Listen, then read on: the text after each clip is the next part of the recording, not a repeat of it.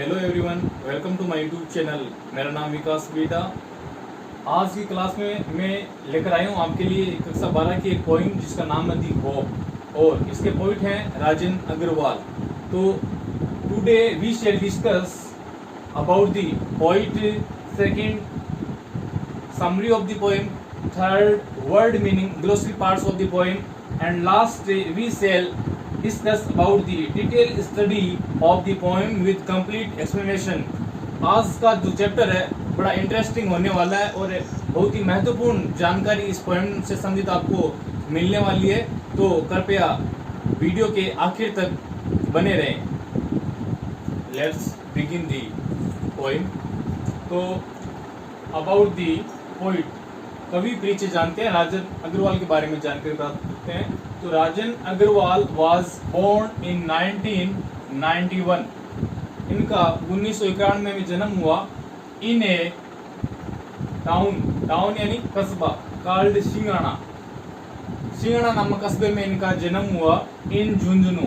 सिंगाना है वह झुंझुनू जिले के खेतड़ी कस्बे के सिंगाना नामक गांव में इनका जन्म हुआ इन राजस्थान के झुंझुनू जिले के सिंगना नामक स्थान पर राजेंद्र अग्रवाल का 1991 में जन्म हुआ। He is a budding poet. Budding का अर्थ होता है नवोदित या उभरते हुए। बडिंग पोइट, ये आप एक उभरते हुए कवि हैं एंड हैज पब्लिश्ड यानी प्रकाशित करना, पब्लिश्ड अबाउट 50 पोएम्स। आपने 50 से अधिक कविताएं हैं प्रकाशित की हैं या अभी तक आपकी 50 से अधिक कविताएं प्रकाशित हो चुकी है। सम ऑफ हिज पोएम्स, आपकी कुछ कविताएं हैव फाउंड जगह मिली है, हैव फाउंड प्लेस जगह मिली है इन दी प्रेस्टिजियस का अर्थ होता है प्रतिष्ठित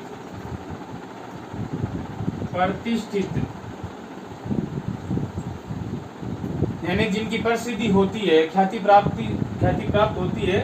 ऑक्सफोर्ड एंथोलॉजी का अर्थ होता है संग्रह या संकलन।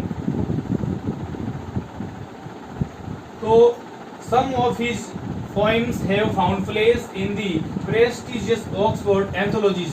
आपकी कुछ कविताओं को दुनिया की सबसे प्रसिद्ध यूनिवर्सिटी ऑक्सफोर्ड के संकलन में या संग्रह में भी जगह या स्थान मिल चुका है। प्रेजेंटली, और आप प्रेजेंटली यानी वर्तमान में, ही लिव्स इन उदयपुर, तो आप वर्तमान में उदयपुर में निवास करते हैं। तो ये रहा हमारा कवि परिचय। अब जानकारी प्राप्त करते हैं हम कविता के बारे में संक्षिप्त जानकारी प्राप्त करते हैं। तो अबाउट द पोएम में देखिए, द थीम का मतलब होता है विषय वस्तु। थीम यानी विषय वस्तु।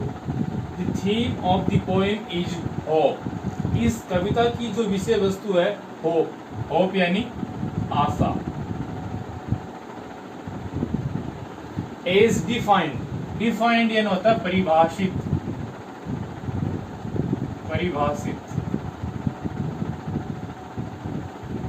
एंड कंसिडर्ड का अर्थ होता है विचार। कंसिडर यानी होता है विचार करना, यहाँ पे है कंसिडर्ड का माना जाता है।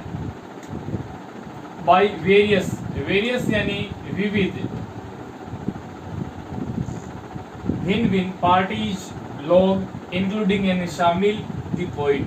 तो पहली लाइन में कवि कह रहा है, पहली लाइन में देखिए, the theme of the poem, कविता की जो विषय वस्तु है वह आशा है, एज डिफाइंड, जैसा कि various parties including the poet, जैसा कि कवि व विविध पार्टीज के द्वारा, भिन्न लोगों के द्वारा परिभाषित और माना गया है। तो सीधा सा अर्थ इस लाइन का यह हुआ कि इस कविता की विषय वस्तु आशा है, जैसा कि कवि व भिन्न लोगों ने माना है। आगे देखिए, सम अदर्स यानी लोग, एंड सम अदर्स कुछ और दूसरे लोग, आर वेग्यू, वेग्यू का अर्थ होता है अस्पष्ट,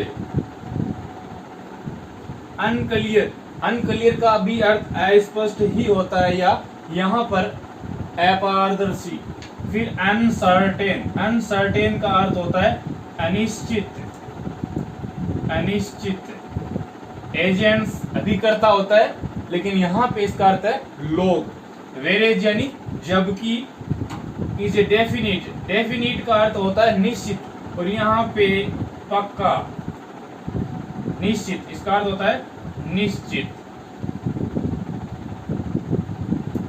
एंड सर्टेन, सर्टेन का भी अर्थ निश्चित ही होता है।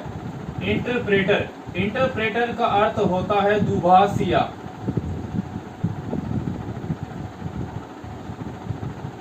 दुभाषिया वो होता है जो आदमी जिस लैंग्वेज में बात करता है उसको फिर अन्य भाषा में उसकी व्याख्या करता है, तो उसको दुभाषिया बोलते हैं। यहाँ पे इंटरप्रेटर का अर्थ हो गया उल्लेखकर्ता, उल्लेखकर्ता ऑफ होप।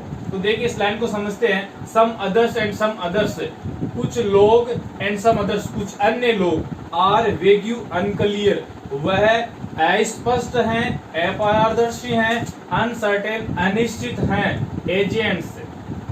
जबकि the poet is a definite and certain interpreter hope, जबकि कवि एक निश्चित और पक्का उल्लेख करता है आशा का। इस लाइन का अर्थ यह हो गया कि कुछ लोग और कुछ अन्य लोग आशा के बारे में उनके विचार अस्पष्ट, अपारदर्शी और अनिश्चित है, जबकि कवि के जो विचार है आशा के बारे में वह बिल्कुल निश्चित, पक्के और स्पष्ट विचार है। कवि बिल्कुल भी कंफ्यूज नहीं है आशा को लेकर।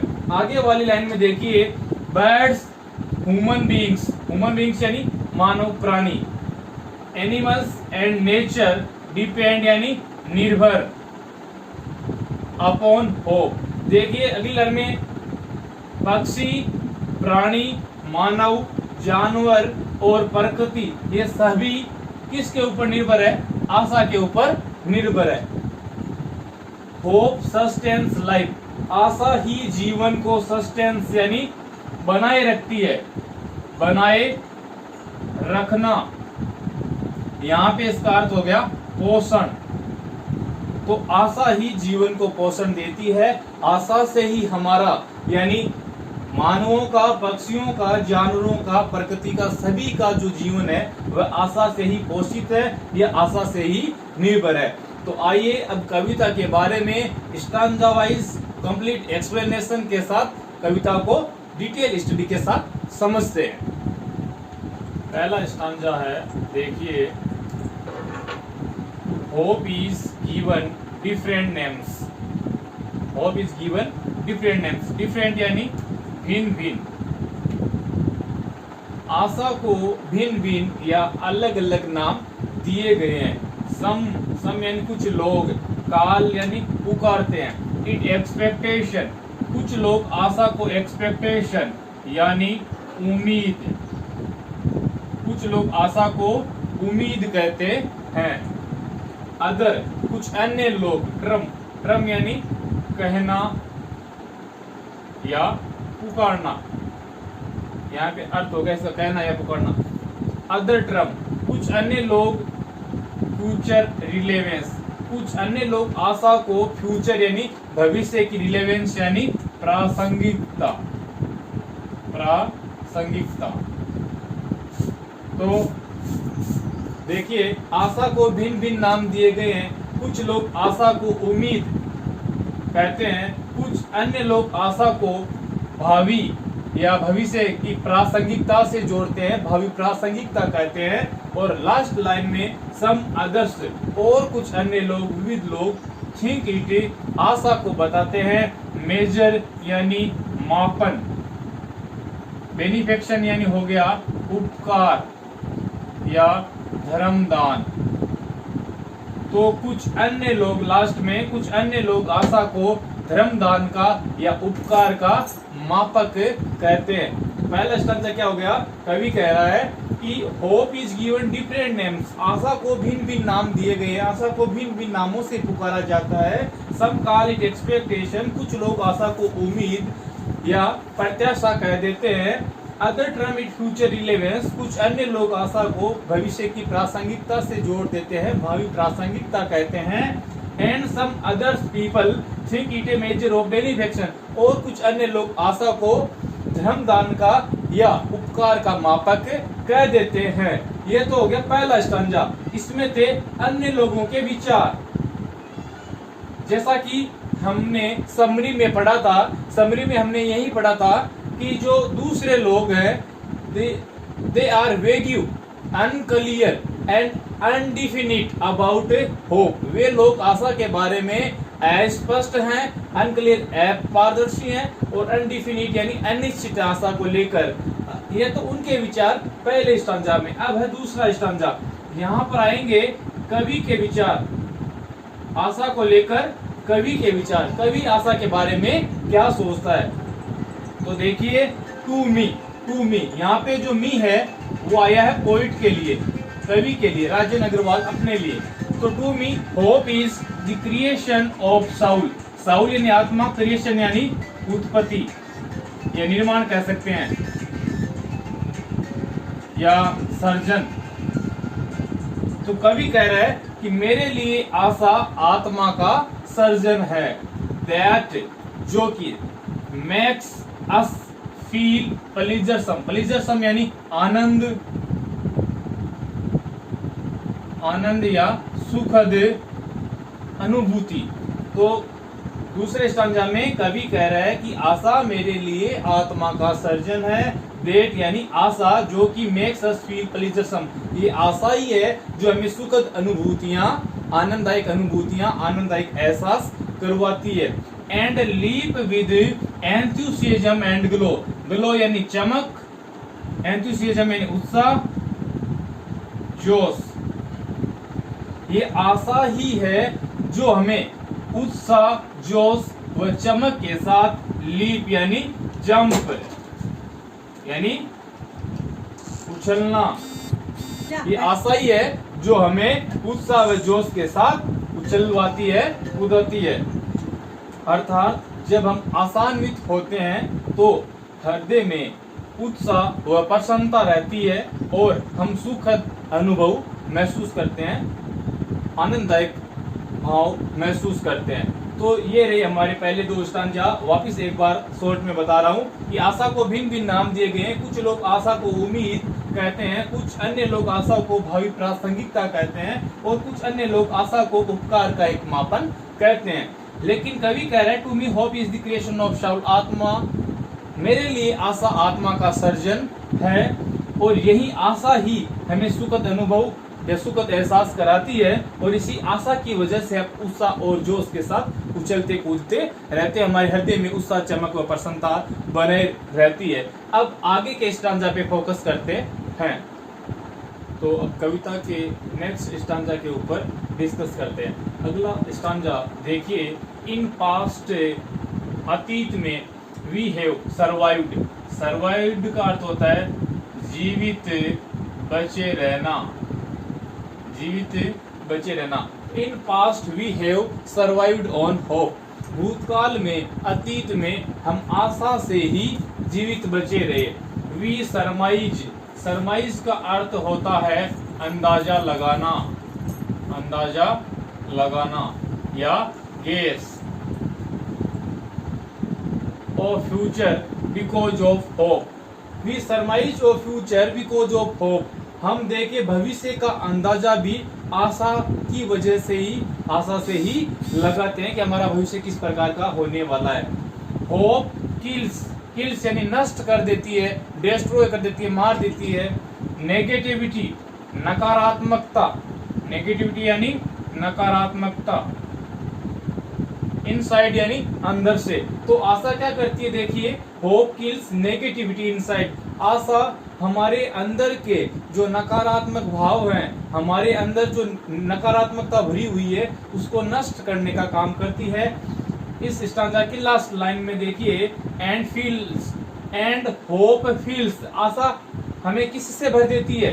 विद काम एंड क्वाइट, काम यानी शांत, क्वाइट यानी भी शांत होता है, या खामोशी ले सकते हैं, खामोशी। देखिए आशा ही हमारे चित्त को, हमारे हृदय को शांत व खामोशी से भर देती है। अर्थात कहने का भाव क्या हुआ कि आशावान व्यक्ति या आशान्वित व्यक्ति हमेशा शांत, धैर्यवान व दूरदृष्टा होता है। तो देखिए इस स्टांजा में जैसा कहा गया है कि भूतकाल में हम आशा की वजह से ही बचे रहे, भविष्य का अंदाजा भी आशा की वजह से ही लगाते हैं। आशा हमारे अंदर के नकारात्मक भावों को मिटा देती है और हमारे हृदय को शांत चित्त व प्रसन्नतादायक व खामोशी से भर देती है। तो इसका एक उदाहरण हम आशा के बारे में इसी स्टांजा के बारे में ले सकते हैं कि अभी कोरोना काल चल रहा है, अभी कोरोना चल रहा है, कोविड के कितने पेशेंट आ रहे हैं, पहली लहर, सेकंड लहर, थर्ड लहर चल रही है, अभी थर्ड वेव चल रही है कोविड के। पूरी दुनिया में न जाने कितने पेशेंट हैं, कितने लोगों ने अपने कोविड से, कोरोना से अपनी जान गंवा दी। लेकिन फिर भी हमारे अंदर एक आशा है कि ये जो बुरा समय है, जो पिछले 15-16 महीनों से पूरी विश्व की आबादी को इस कोरोना संकट से जूझना पड़ रहा है, लेकिन फिर भी हमारे अंदर एक आशा है कि ये जो बुरा दौर है ये जल्द ही टल जाएगा।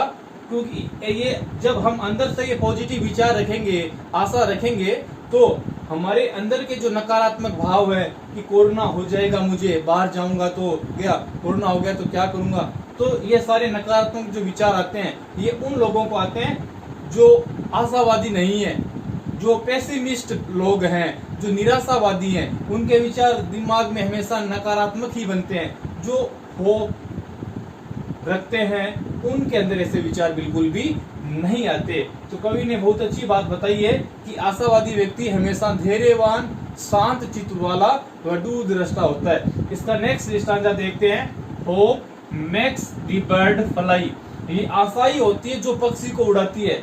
यानी पक्षी जो उड़ते हैं, पंख तो उसके होते हैं, लेकिन उसका जो बिलीफ है ना कि पक्षी उड़ते हैं, क्यों उड़ते हैं। तो देखिए आपने एक छोटा सा उदाहरण हम लेते हैं कि आपने अक्सर देखा होगा कि पक्षी हमेशा कमजोर, किसी भी पेड़ की कमजोर शाखा का चयन करते हैं, क्योंकि उसका विश्वास हमेशा अपने पंखों पे होते हैं।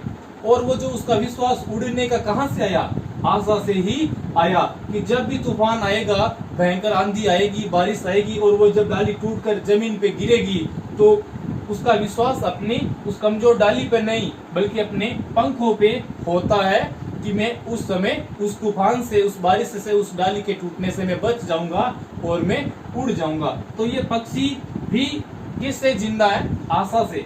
ये आशा ही पक्षियों को उड़वाती है। इन सर्च यानी तलाश में, of food for young ones यानी बेबीज, अब उनके छोटे बच्चों के लिए, नवजात जो उनके प्राणी बच्चे होते हैं। तो ये आशा ही है जो उनके छोटे बच्चों के भोजन की तलाश में उन पक्षियों को उड़वाती है। चाहे कितना भी तूफान आ जाए, कितनी भी भयंकर मूसलाधार बारिश आ जाए, पक्षी फिर भी अपने भूखे बच्चे, छोटे नवजात बच्चों का पेट भरने के लिए उन तूफान में, उन भयंकर मूसलाधार बारिश में, ओलों में उड़ते हैं और अपने नवजात बच्चों को जब वो भूखे होते हैं तो उनके लिए दाना चुकर लाते हैं। ये सब आशा से ही होता है। And material to build their homes, और वो मटीरियल यानी सामग्री, टू बिल्ड यानी निर्मित करने के लिए, देयर होम्स, और वो इसी आशा के साथ उन भयंकर बारिश में, खराब मौसम में तो वो उड़ते हैं और उस सामग्री को लेकर आते हैं, यानी उस घास फूस को लेकर आते हैं, उस एक तिनका लेकर आते हैं। किस लिए? अपने नीड का, अपने घोंसले का निर्माण करने के लिए। छोटी कक्षाओं में, 6ठी 7वीं कक्षा में पहले RBSE के पाठ्यक्रम में एक कविता चलती थी रामधारी सिंह दिनकर की, नीड का निर्माण। फिर भी यानी ये जो पक्षी होते हैं अपने नन्हे बच्चों को आश्रय देने के लिए, किसी भी प्रकार का मौसम हो, तूफान हो, बाढ़ कुछ भी आ जाए, भयंकर मूसलाधार बारिश आ जाए, ये एक तिनका लाकर अपने नीड का निर्माण करते थे कि अपने उन नवजात बच्चों के सिर के ऊपर वह आश्रय रूपी छत का निर्माण कर सके। तो ये सब किस वजह से संभव है? आशा से ही संभव है। बहुत अच्छी बात कविता में, इस पद में, इस स्टांजा में कवि ने बताई है कि आशा ही पक्षियों को उड़वाती है और वो किसी भी मौसम में बाहर जाते हैं भोजन की तलाश में अपने बच्चों के लिए, और वो नीड के निर्माण के लिए सामग्री को लेकर आते हैं। अगला स्टांजा है, इट इज दी होप, ये आशा ही है, that makes a bird, bird इन होता है कली, स्टे यानी बने रहना, ऑन दी ब्रांच यानी शाखा, एंड ब्लूम यानी होता है खिलना।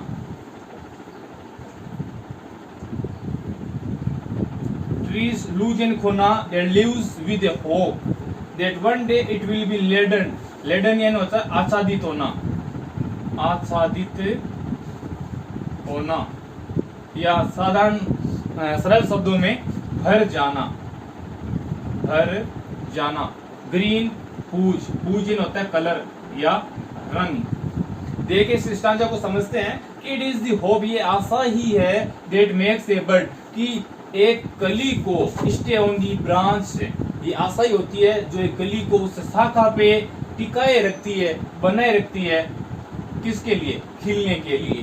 ट्रीज लूज देयर लीव्स, ये पेड़ विद होप, इसी एक आशा के साथ अपने पत्तों को क्या करते हैं? झाड़ देते हैं। अपने पत्तों को उस पतझड़ की सीजन में, ऑटम की सीजन में अपने पत्तों को गिरा देते हैं, झाड़ देते हैं, इस आशा के साथ कि दैट वन डे, कि एक दिन ऐसा आएगा जब बसंत आएगी तो इट विल बी, कि एक बार फिर से लेडन यानी भर जाएगा, ये पेड़ एक बार फिर से आच्छादित हो जाएगा, विद ग्रीन हुज यानी नए रंग से, हरे रंग से आच्छादित हो जाएगा।